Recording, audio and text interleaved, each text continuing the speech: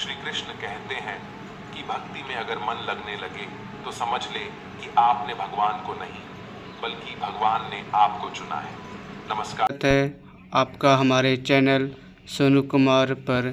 मित्रों, आज का यह वीडियो बहुत है क्योंकि आज के इस वीडियो में हम बात करेंगे स्वयं भगवान कृष्ण के बारे में कि श्री मुख से निकली श्रीमद् भगवत गीता के दिव्य ज्ञान से प्रेरित ऐसे पवित्र और अनमोल विचारों की जो आपके जीवन से सारे दुख, चिंताओं और निराशा को अंत करके जीवन को नई ऊर्जा, उमंग और खुशियों से भर देंगे। श्रीमद् भगवत गीता सिर्फ एक धर्म के लिए नहीं है बल्कि इस धरती के हर इंसान को पढ़ना और समझना चाहिए ताकि वह अपनी ज़िंदगी में सुख, शांति और सफलता को प्राप्त कर सके। कहा जाता है कि जिस घर में गीता का पाठ हर रोज़ पढ़ा जाता है या सुना जाता है उस घर में भगवान श्री कृष्ण स्वयं आते रहते हैं। मित्रों, अगर आप भगवान श्री कृष्ण के इस बहुमूल्य ज्ञान का लाभ अधिक से अधिक लेना चाहते हैं तो श्रीमद् भगवत गीता से प्रेरित इस ज्ञान को पूरा अंत तक सुनें और इस विचारों को आप हर रोज़ सुबह और रात में सोने से पहले ज़रूर सुनें। तो चलिए सुनते हैं। भगवान श्री कृष्ण के मुख से निकले इन अनमोल विचारों को श्री कृष्ण कहते हैं कि ज़िंदगी में कुछ नेक काम ऐसे भी करने चाहिए जिनका उस पर ऊपर वाले के सिवाय कोई दूसरा गवाह ना हो। जीवन मिलना भाग्य की बात है, मृत्यु होना समय की बात है, मगर मृत्यु के बाद भी लोगों के दिलों में जीवित रहना यह कर्मों की बात है। श्रीमद् भगवत गीता में भगवान श्री कृष्ण कहते हैं कि हे अर्जुन, मैं सब प्राणियों के हृदय में स्थित हूँ। प्राणियों को आदि, मध्य और अंत भी मैं हूँ और मैं ग्रहों में सूर्य हूँ, वेदों में सामवेद हूँ, देवों में इंद्र हूँ, इंद्रियों में मन हूँ और मैं ब्रह्मा हूँ, मैं विष्णु हूँ, मैं महेश हूँ। जलाशयों में मैं समुद्र हूँ, पर्वतों में मैं हिमालय हूँ। संपूर्ण संसार में तुम जो कुछ भी देख पाते हो सब मैं ही हूँ। श्री कृष्ण कहते हैं कि यह संसार ही माया है और यह संसार मुझसे ही उत्पन्न हुआ है और मैं इस सृष्टि का विनाश भी करता हूँ और मैं भूत, वर्तमान और भविष्य के लिए सभी प्राणियों को जानता हूँ, लेकिन वास्तविकता में मुझे कोई नहीं जानता। कान्हा कहते हैं कि सब्र कोई कमजोरी नहीं है होती बल्कि यह वह ताकत होती है जो सभी अपनों में नहीं होती। दुआएं कभी खाली नहीं जाती, बस सही वक्त पर कबूल होती है। मनुष्य अपने विश्वास से निर्मित होता है, जैसे वह विश्वास करता है वैसे ही वह बन जाता है। हर चीज़ की नकल की जाती है लेकिन चरित्र और व्यवहार नहीं।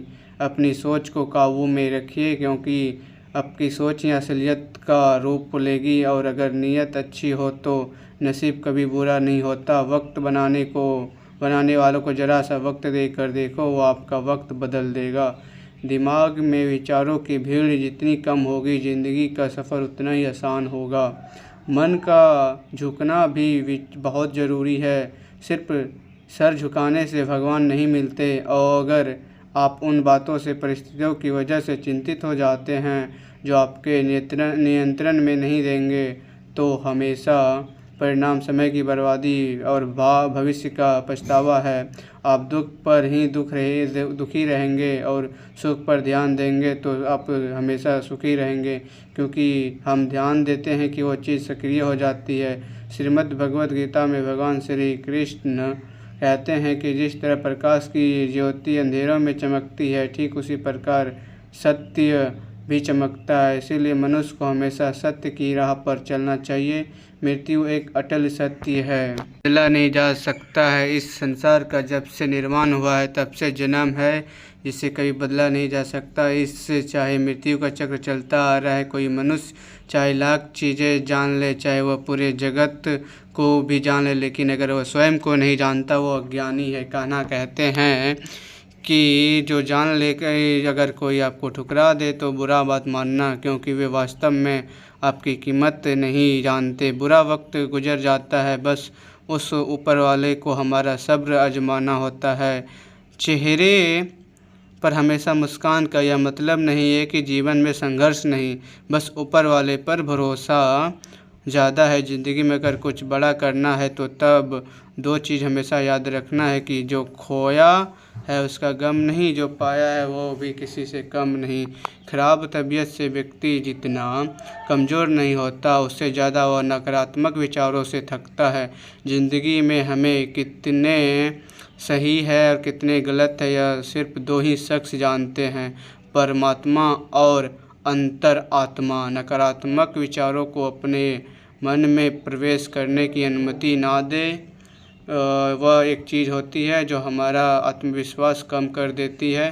कामयाबी में कुछ नहीं कर सकती तो नाकामी व्यक्ति के संघर्ष की कहानी होती है। आपके खिलाफ होने वाली बातों को खामोशी से सुन लीजिए, यकीन मानिए वक्त उन्हें बेहतर जवाब देगा। जिसने अपने मन को वश में कर लिया है उसकी जीत को देवता भी हर में नहीं बदल सकता। अगर लोग आपकी कमज़ोरी समझते हैं तो उनकी समस्या है। आप आईना हो, आईना बने रहो। फिक्र वो करे जिनकी सूरत खराब है। श्रीमद् भगवद गीता में श्री कृष्ण कहते हैं कि हे अर्जुन, जिनकी तुम्हारा क्या गया हो जो तुम रोते हो, तुम क्या लाए थे जो तूने इस धरती पे, जिसने किया था वो नष्ट हो जाएगा, तूने जो लिया यहीं लिया जाएगा। आज तुम्हारा कल है किसी और का होगा, और कोई परिवर्तन ही संसार का नियम है। और समय के साथ संसार में हर चीज़ परिवर्तन के नियम का पालन करती है। भगवान श्री कृष्ण कहते हैं कि कर्म योग है जिसके माध्यम से वो अपनी जीवन आत्मा से कहते हैं कि कर्म योग हमारे आत्मज्ञान को जागृत करता है, और इसके बाद हम न केवल अपने वर्तमान जीवन के उद्देश्यों को बल्कि जीवन के बाद की अपनी गति का प्रभास प्राप्त कर सकते हैं। इस योग में कर्म से दूसरा कोई ईश्वर की प्राप्ति की जाती है। श्रीमद् जी कहते हैं कि मैं कर्म योग का सर्वश्रेष्ठ माना गया है। गृहस्थ और कर्मस्थ व्यक्ति के लिए यह योग अधिक उपयुक्त है। कर्म योग सिखाता है कि कर्म करने के लिए करो, आसक्त रहने के लिए नहीं। कर्म करो। कर्मचारी योगी इसीलिए कर्म करता है कि कर्म करना उसे अच्छा लगता है और उसके लिए उसका कोई हेतु नहीं है। कर्म योगी कर्म का त्याग नहीं करता, वह केवल कर्म फल का त्याग करता है। कर्म जनित दुखों से मुक्त हो जाता, उसकी स्थिति इस संसार में एक दाता के समान है। भी चिंता नहीं करता, वह जानता है कि वह दे रहा है के समान है और कुछ भी पाने के लिए और बदले में कुछ मांगता नहीं है। इसीलिए वह दुख के चंगुल में नहीं पड़ता। संसार का कोई कार्य ब्रह्मा से अलग नहीं करता। इसीलिए कर्म की प्रकृति कोई भी हो, निष्कर्ष काम किया करो, सदा ईश्वर की ही समर्पित हो जाता है। हे अर्जुन, पुनर्जीवन के कारण वासनाओं या अतिरिक्त कामनाओं का संचय है। कर्मयोगी कर्म फल के चक्कर में ही नहीं पड़ता, अतः वासनाओं का संचय भी नहीं होता। इस प्रकार कर्मयोगी पुनर्जीवन के बंधन में बंधे रहते हैं। और श्री कृष्ण कहते हैं, मनुष्य का मन वायु की तरह चंचल है। यह मन ही है जो मनुष्य को काम वासनाओं की तरफ भटकता रहता है। अगर जीवन को सफल बनाना हो तो मन पर काबू करना बहुत ज़रूरी है। मन को वश में करने से दिमाग की शक्ति केंद्रित होती है, जिससे कार्यों में सफलता मिलने लगती है। गीता के अनुसार जिस व्यक्ति ने अपने मन पर काबू पा लिया है वह मन में पैदा होने वाली बेकार की चिंताओं और इच्छाओं से भी दूरी रहता है। साथ ही वह व्यक्ति अपने लक्ष्यों को भी अपनी आसानी से प्राप्त कर लेता है। अगर मन को वश में नहीं करोगे तो वह तुम्हारा सबसे बड़ा शत्रु हो जाएगा।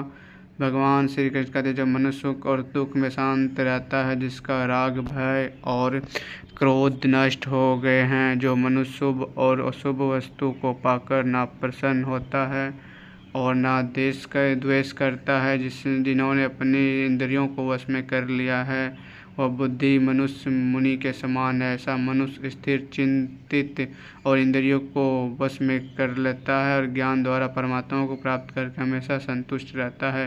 क्रोध मनुष्य को नरक की ओर ले जाने वाला द्वार है। क्रोध करने से व्यक्ति का मन अशांत हो जाता है और उसकी स्मरण शक्ति भ्रमित हो जाती है। स्मृति में विभ्रम होने से उसकी बुद्धि नष्ट हो जाती है और फिर व्यक्ति का पतन हो जाता है। भगवान श्री कृष्ण कहते हैं, मनुष्य को क्रोध करने से बचना चाहिए। कितना भी गुस्सा आए स्वयं को शांत रखने का प्रयास करें। और श्री भगवान कहते हैं, जिस प्रकार समुद्र की स्थिति अचल है, भारी से भारी आंधी तूफान आने पर या अनेक नदियों के जल प्रभाव उसमें प्रविष्ट होने पर भी वह अपनी स्थिति से विचलित नहीं होता, मर्यादा का त्याग नहीं करता, उसी प्रकार परमात्मा के स्वरूप में स्थित योगी की स्थिति भी स्वस्था है, अचल होती है। बड़े बड़े सुखों दुखों का सहयोग वियोग होने पर भी उसकी स्थिति में जरा भी अंतर नहीं पड़ता।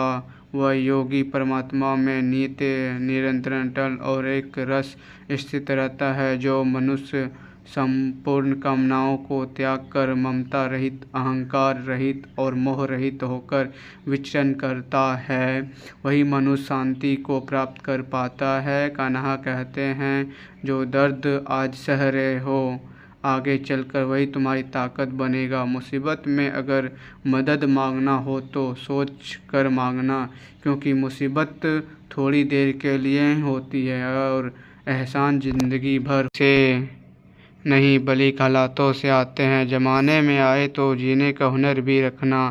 दुश्मन से कोई खतरा नहीं, बस अपनों पर नज़र रखना। रात भर गहरी नींद आना इतना आसान नहीं, उसके लिए दिन भर ईमानदारी से जीना पड़ता है। अपनी कमियों को सिर्फ हम दूर कर सकते हैं और कोई नहीं, बाकी सब केवल इनका फ़ायदा उठाना जानते हैं। समय के पास इतना समय नहीं है कि वह आपको दोबारा समय दे सके। जो बदला जा सके उसे बदलिए, जो बदलना ना जा सके उसे स्वीकार कीजिए और स्वीकार ना जा सके उससे दूर रहिए हो जाइए, लेकिन खुद को खुश रखिए। वह एक बड़ी जिम्मेदारी है। जब अपने रिश्तों के लिए वक्त नहीं निकाल पाते तब तक हमारे बीच से रिश्ता निकाल देता है। जो आपकी बुराई करता है उन्हें करने दो, क्योंकि बुराई वही करते हैं जो बराबरी नहीं कर सकते। झूठ भी कितना अजीब है ना, खुद बोलो तो अच्छा लगता है और दूसरे बोले तो गुस्सा आता है। अगर खुश रहना चाहते हैं तो लोगों की बातों पर कम और अपने विचारों पर ज़्यादा ध्यान दें। भगवान पर विश्वास करने वाले बच्चों की तरह करो, जो हवा में उछालते हो तो हंसता रहता है और क्योंकि वह जानता है कि बच्चे की तरह कि वो आप उसे गिरने नहीं देंगे।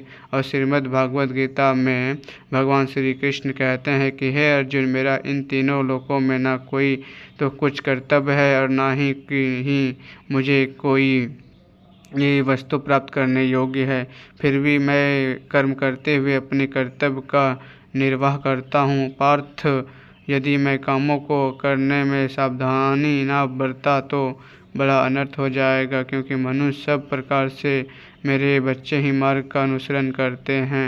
यज्ञ से बचे हुए अन्न को खाने वाले श्रेष्ठ पुरुष सब पापों से मुक्त हो जाते हैं, और जो पापी लोग अपना शरीर पोषण करने के लिए अन्न पकाते हैं वो तो पाप को ही खाते हैं। अर्थात जो लोग ईश्वर को याद किए बिना अपने जिंदा रहने में ही लगे रहते हैं उन्हें चोर समझना चाहिए। लेकिन ज्ञान की एक ऐसी अक्षय तत्व है जो कहीं भी किसी भी अवस्था में और किसी भी हाल में मनुष्य का साथ नहीं छोड़ता। धरती पर जिस प्रकार मौसम में बदलाव आता है उसी प्रकार जीवन में भी सुख दुख आता जाता रहता है। युद्ध हो या जीवन, सफलता केवल 3 शस्त्रों से प्राप्त होती है, धर्म, धैर्य और साहस। कान्हा कहते हैं, सेवा सबकी कीजिए मगर आशा किसी से मत रखिए, क्योंकि सेवा का सही मूल्य भगवान ही देते हैं। नीयत साफ हो तो एक लोटा जल भी कबूल है, वरना दिखावे के तो 5 भोग भी फिजूल है। कहाँ मिलता है कोई ऊपर वाले के सिवा समझने वाला, जो भी मिलता है बस समझा कर चला जाता है। भगवान के फैसले पर कोई कभी शक मत करना। अगर सज़ा मिल रही है तो कोई गलती भी अवश्य ही होगी। अगर आप सही हो तो कुछ सही साबित करने की कोशिश ना करो, बस सही बने रहो। गवाही खुद वक्त देगा। वहाँ बैठकर रोना बहुत सुकून देता है, जहाँ कृष्ण के सिवाय कोई और सुनने वाला ना हो।